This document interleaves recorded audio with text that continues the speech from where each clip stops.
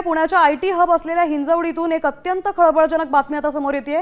Phase 2 मधील think technology India ही company अचानक रातोरात बंद झाली आहे। त्यामुळे 700हून अधिक सॉफ्टवेअर इंजिनियर आणि फ्रेशर्सवर अचानक बेरोजगारीची कुऱ्हाड कोसळली आहे। गेल्या काही महिन्यांपासून पगार थकवणाऱ्या या कंपनीने कर्मचाऱ्यांना दिलेले चेक्स तर बाउन्स झालेच, मात्र लॅपटॉपच्या नावाखाली घेतलेली 15,000ची सुरक्षा ठेवही परत न करता कार्यालयाला थेट टाळं ठोकलंय।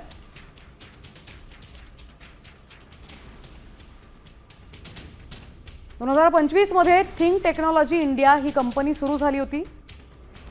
सिक्युरिटी डिपॉझिट म्हणून कर्मचाऱ्यांकडून 15,000ची वसुली केली गेली होती। तर सुरुवातीला कंपनीने कर्मचाऱ्यांना वेतन दिलं, मात्र 2026 मध्ये कर्मचाऱ्यांचे पगार थकवले गेले आणि वेतनाच्या नावावर कंपनीने दिलेले चेकही आता बाउन्स झालेत।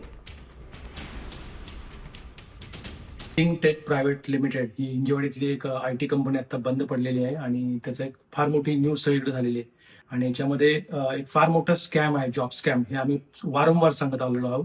आणि आता आमची रिक्वेस्ट लेबर मिनिस्टरला हीच असेल की अशा सगळ्या कंपन्या, आणि यांना कंपन्या म्हणण्यामध्ये काही अर्थ नाही, हे सगळे स्कॅमस्टर्स आहेत आणि कन्सल्टंट फर्म्स आहेत ज्या अशा पद्धतीनं एम्प्लॉईजकडून पैसे घेतात आणि त्यांना जॉब देण्याचं आयटी मध्ये एक आमिष दाखवतात। तर माझी पुन्हा एकदा राज्य सरकारला विनंती आहे की अशा सगळ्या स्कॅमर कन्सल्टंटची आपण एक लिस्ट बनवावी। तर या संपूर्ण प्रकारासंदर्भात अधिकची माहिती देत आहेत आपले प्रतिनिधी गोपाल मोटघरे, आपण पाहूया। एकीकडे एआय मुळे देशातील आयटी अभियंत्यांवर मोठं संकट ओढवलं आहे। त्यातच आयटी पार्क हिंजवडी येथील think technology India private limited ह्या कंपनीने रातोरात घसा गुंडाळला आहे। त्यामुळे कंपनीच्या जवळपास 700 कर्मचाऱ्यांवर उपासमारीची वेळ ओढवली आहे। इतकंच नाही तर या कंपनीने आपल्या कर्मचाऱ्यांचे मागील काही महिन्यांचे वेतन थकवले होते आणि वेतन देण्याच्या नावावर या कंपनीने आपल्या कर्मचाऱ्यांना जे चेक दिले होते ते चेक देखील बाउन्स झालेले आहेत।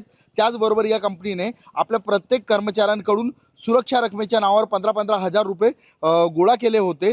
ही सगळी रक्कम गहाळ करून हे कंपनीचा जो मॅनेजमेंट आहे तो पसार झालेला आहे। या संदर्भात जे आता कंपनीचे कर्मचारी आहेत ते आक्रमक झाले आहेत। त्यांनी हिंजवडी पोलीस स्टेशन गाठलं आहे आणि कंपनीचा जो मॅनेजमेंट आहे याच्या विरोधात गुन्हा दाखल करण्याची मागणी कर्मचारी करत आहेत।